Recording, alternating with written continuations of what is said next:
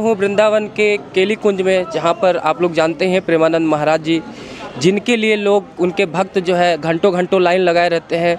उनके भक्त उनको पागलों के तरीके से एक बार सिर्फ झलक देखना चाहते हैं। उन्हीं में से ये कुछ पागल हैं, उनके भक्त हैं।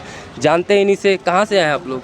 हमारे दिल्ली से आए। दिल्ली से आए हो? बड़े दिल्ली वाले आए हो यार। पूरा वृंदावन दिल्ली से ही भर गया। हाँ हाँ, पूरे दिल्ली से ही वृंदावन पर जो है भक्ति पूरी दिल्ली में जगी है पूरी। हाँ पूरी जगी हुई है। क्या नाम है आपका?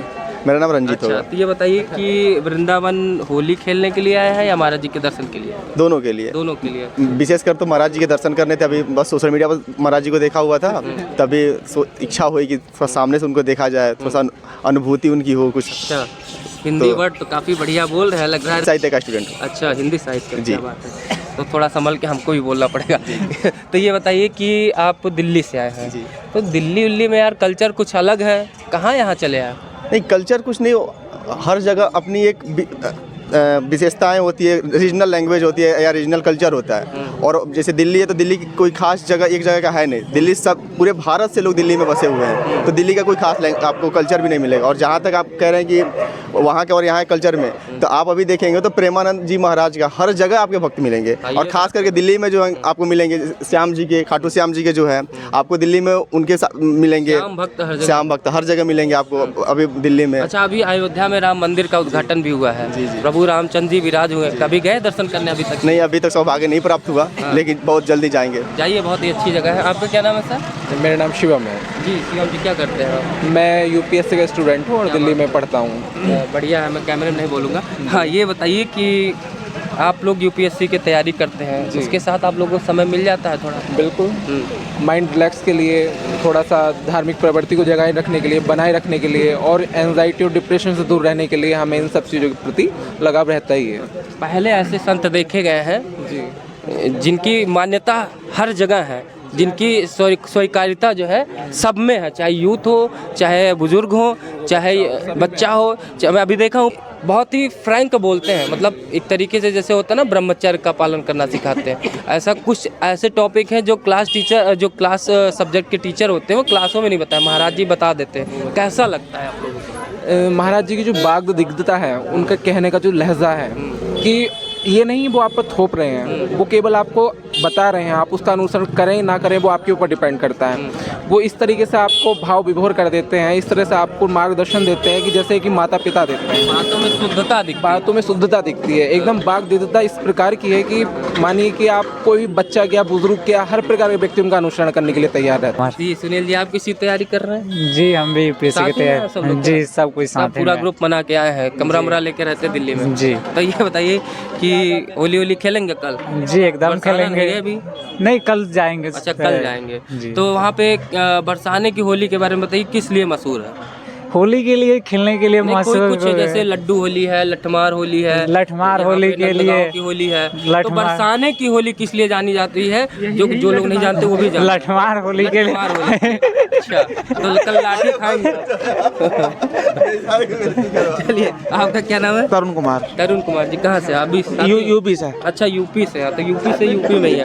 तो ये बताइए कि कैसा लग रहा है आपको वृंदावन? सही लग रहा है, अच्छा लग रहा है, बढ़िया लग रहा है। अच्छा बताइए, चुनाव भी आ रहा है, तो क्या लग रहा है? चुनाव तो सर वो सबको पता है, यूपी में तो बाबा जी रहेंगे ना। अरे तो देश का चुनाव, बाबा तो है यहाँ। हाँ, तो उसमें भी बीजेपी ही है हमारे सपोर्ट में, तो हम तो उसी के सपोर्ट में। जो राम को लाए हम उनको लाएंगे। अभी कृष्ण जी भी आने वाले हैं। क्या? अभी कृष्ण जी को भी मंदिर बनने वाला है। तो नहीं, ये सेंटेंस कि जो है जिन्होंने राम जी का मंदिर बनवाया है, मैं उनको ले आऊंगा। जो राम को लाए हम उनको लाऊंगा, ये गलत हो जाए। राम को कोई लाने वाला नहीं। ये बात तो ठीक है। हम तो थोड़ा इस पे ध्यान दीजिएगा। ठीक है। चुनाव बारे में हाँ जी, बताइए। अच्छा, चुनाव के बाद काफ़ी उत्साहित है, चुनाव के बाद है। ये बताइए क्या लग रहा है आपको? अब तो डेट भी आ गई, आचार संहिता भी लग गई है। तो अब बताइए कि क्या लग रहा है, केजरीवाल वहाँ रहेंगे कि जा रहे हैं? दिल्ली में तो केजरीवाल तो वो रहेंगे, उनका तो रहेंगे। क्योंकि देखिए, पहले मैं स्पष्ट कर देना चाहता हूँ कुछ, मैं किसी पार्टी का ना ही समर्थक हूँ, ना ही विरोधी हूँ। युवा है। हाँ, युवा है, और ना ही मैं किसी भी पार्टी का समर्थक हूँ, ना ही विरोधी हूँ। जो है, मैं मतलब तटस्थ रह के चीज़ों को सारी बताऊँगा। आप पूछिए जो पूछना है आपको। हाँ, तो ये बताइए कि अच्छा, ये तो अभी पहले मैं सेंट्रल की बात करता हूँ क्योंकि ये केंद्रीय चुनाव, आम चुनाव है। तो क्या लग रहा है कि मोदी जी थर्ड टर्म वापस आ रहे हैं? जिस तरीके से उनमें इतना आत्मविश्वास है, 370 405 का नारा दे रखे हैं, क्या लगता है युवाओं में क्या जोश है?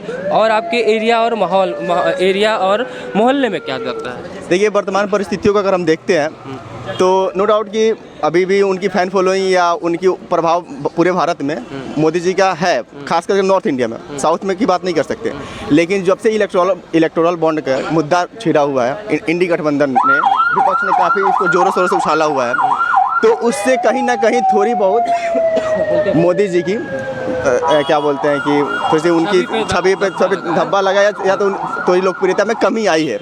और कुछ दिनों में 2-4-5 दिनों में, और जब से सुप्रीम कोर्ट में SBI दे दी की सारी चीज़ें कि पूरी चीज़ें स्पष्ट हो जाएंगी कि किस पार्टी को कितना चंदा मिला हुआ है। अमित शाह इस मामले में अमित शाह जी का बयान सुना था? हाँ जी।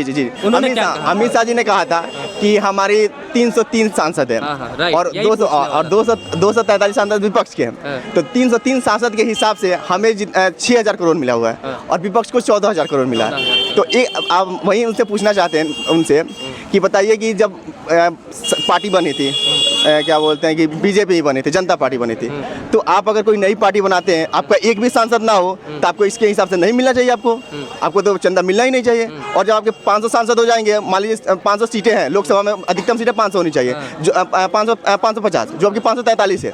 अगर बीजेपी 543 पूरी जीत जाती है, इसका मतलब क्या होगा कि विपक्ष को चंदा ही नहीं मिलेगा। मतलब जितने सांसद होते चंदा मिलेंगे, तो फिर आप विधायकों के हिसाब से कैसे करोगे? तो जिसके जितने विधायक होंगे उसको उतना चंदा मिल जाएगा। तो दूसरे नंबर पे तो TMC 1600 करोड़ रुपये। 1600 करोड़। अब तो उनके तो इस हिसाब से देखा जाए तो अगर इस हिसाब से जोड़े तो लगभग 40,000 करोड़ रुपए का चंदा 40,000 करोड़ रुपए उनका मिल जाएगा। और फिर से देखो तो फिर वो क्या बोलते हैं कि 42 सीटें हैं, क्या कांग्रेस है, और 42 सीटें हैं वहाँ पे आपको वेस्ट बंगाल में, लगभग 20-30,000 42 सीटें वहाँ पे आपको। आप आओगे बिहार में, जैसे मैं बिहार से हूँ, बिहार में लोकसभा की 40 सीटें हैं, और आप अगर विधायक क्या बोलते हैं MLA में आओगे तो RJD के पास अकेले लगभग 78 सीटें हैं, 78 के आसपास उनको है। उसके बाद 2 नंबर पे 79 या 78 बीजेपी के पास, उसके बाद JDU के पास है। तो ऐसे तो अगर चंदा बांटने लगे तो कितने हजारों करोड़ में आ जाएंगे। वाह बिहारी बाबू, स्मार्ट तो काफ़ी हो। ये बताओ कि जो है मनीष कश्यप, चिराग पासवान और तेजस्वी यादव, ये सब अभी युवा उभर रहे हैं, और अपने ये जो नीतीश कुमार जी हैं बार बार पार्टी बदल लेते हैं। क्या लग रहा है बिहार में किसकी लहर चल रही है? बीजेपी चल रही इधर लहर की, या इन युवाओं की लहर चल रही है? देखिए, युवाओं की जो है ना, एक कहते हैं ना कि एक ऑरा चलता है किसी भी चीज़ का। जैसे कि एक टाइम में आप देखेंगे इंदिरा गांधी का ऑरा चला था, इंदिरा गांधी का ऑरा उसके बाद धीरे धीरे धूमिल होने लगा, फिर उसके बाद थोड़ी सी गई। अभी वर्तमान समय में जाएंगे तो एक होता है ना कि बड़ा पेड़ के सामने कोई छोटा पेड़ जल्दी उगता नहीं है, वैसे ही मोदी जी के सामने अभी उनका भविष्य दिख नहीं रहा है। इस टर्म के बाद आपको देखेंगे तेजस्वी यादव भी दिखेंगे, चिराग पासवान भी दिखेंगे, और मनीष कश्यप भी दिखेंगे आने वाले समय में। तो आपको तीनों का। मोदी जी कल इंडिया इनक्लेव में गए थे, उन्होंने बोला कि मैं तो 2047 की तैयारी करके बैठा हूँ। जी, विकसित भारत का नहीं, तैयारी भी कर ली है कि हम जाएंगे ही नहीं यहाँ से। अच्छा, 2047 तक नहीं, ऐसा कहना तो उचित नहीं है। 1000 साल का रोड मैप तैयार किए हैं, 47 तक विकसित कर देना। वो अमित शाह का बयान था। नहीं, अभी मोदी जी कल दिए। और मोदी अमित शाह जी ने भी कहा था कि 2047 तक भारत जो है सुपर पावर बन जाएगा। हम तो रहेंगे या ना रहेंगे, लेकिन भारत बनेगा जरूर। लेकिन देखिए, आप बने अच्छी बात है, भारत को बनाए, आगे बढ़ाए, अच्छी बात है, लेकिन आप सामने वालों को भी तो बनने का मौका दे, विपक्ष को भी तो मौका दे भाई। अब ऐसे नहीं ना कि मान लीजिए कि जब सबसे मतलब चीज़ें अच्छी हैं लोग जैसे कि आप देखिए, मैं एग्जांपल देना चाहूँगा। जब आए थे क्या बोलते हैं कि मनमोहन सिंह जब आप आए थे वोटिंग करने के लिए, तब आप देखे होंगे कि बीजेपी ने कैसे उनको निकाला था, कहा था कि एक बुजुर्ग को कैसे, जैसे हमारी श्रीमती क्या बोलते हैं स्मृति ईरानी जी थी, और सारे लोग थे, तो कह रहे थे कि एक बुजुर्ग को व्हील चेयर पर लाना कहाँ तक उचित है लोकतंत्र के लिए। वहाँ पे कितना उनका क्रिटिसिज्म किया जा रहा था। और जब वहीं अभी जब उनका रिटायरमेंट हो रहा था, तो मोदी जी उनके क्या बोलते हैं कि नहीं होते, तारीफ पूले बांध रहे थे कि मुझे नहीं पता कि इनका समर्थन देने आए हैं, लेकिन वो लोकतंत्र को मजबूत करने आए हैं। तो ठीक है, क्रिटिसिज्म कीजिए, लोकतंत्र में क्या बोलते हैं, एक दूसरे का क्या बोलते हैं आलोचनाएं की जाती है, लेकिन एक आलोचनाएं सीमा तक ही अच्छी लगती है ना, कोई भी चीज़ होती है। आलोचना करके मोदी की सरकार आप फिर से बना दे रहे हैं। क्या कर रहे हैं, सहमत है कि नहीं इनकी बात से? यहाँ पे कुश्ती वाले हैं। देखिए बिल्कुल सहमत होने वाली बात तो है ही, पर विपक्ष का मजबूत होना बहुत जरूरी होता है किसी लोकतंत्र के लिए। मैं बना रही ना, एक सेकंड। इधर आइए, आइए इधर आइए। देखिए, मैं पार्टी किसी की पार्टी बना नहीं रहा। मैं जो वर्तमान परिस्थितियों में जो माहौल देख रहे हैं, हम जो सोशल मीडिया पे आप देख ले या आप ग्राउंड लेवल पे देख ले, उसको मैंने आपको बताया। मैंने आपको पहले ही कह दिया था कि मैं ना ही किसी पार्टी का समर्थक हूँ, ना ही विरोधी हूँ। मैंने कहा कि बना नहीं रहा, मतलब कि लेकिन उनकी हर कमियां गिना के आप बता दे रहे हैं कि मोदी की सरकार बने। मोदी सर, मैंने उनकी कमियां भी बताई, उनकी अच्छाइयाँ भी बताई। क्योंकि एक नागरिक होने के नाते हम सबको यही होनी चाहिए कि सरकार की नीतियों का सरकार की नीतियों का समर्थन करना चाहिए, सरकार की नीतियों का विरोध करना चाहिए। किसी इंडिविजुअल, ना ही पार्टी को और ना ही किसी इंडिविजुअल पर्सन को हमें नहीं, क्या बोलते हैं कि ना ही समर्थन ना ही विरोध करना चाहिए।